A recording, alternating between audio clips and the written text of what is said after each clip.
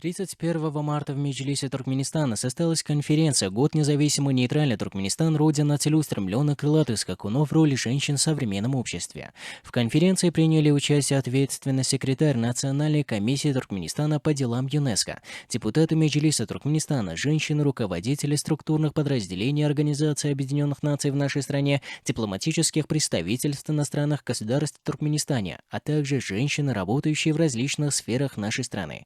В ходе конференции были высказаны мнения и состоялся обмен опытом по таким вопросам, как укрепление роли женщин в государственном управлении, общественной и политической жизни, создание условий для полной реализации их творческого потенциала в науке, образовании и других областях, охраны семейных ценностей, материнства и детства, укрепление важной роли женщин в воспитании будущих поколений в духе патриотизма, а также роль женщин в современном обществе.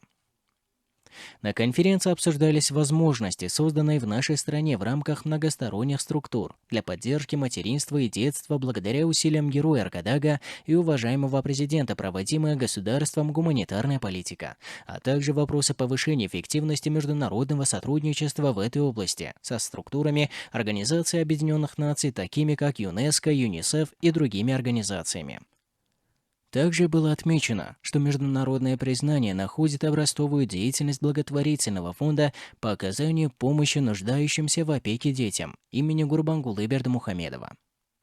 В ходе конференции участники отметили проводимую в стране работу по защите прав и интересов женщин, поддержке семьи, укреплению их роли в обществе, расширению образовательных, медицинских и экономических возможностей, совершенствованию законодательной базы в этой области, а также большое значение популяризации их достижений в укреплении международного сотрудничества в мировом сообществе посредством парламентской дипломатии.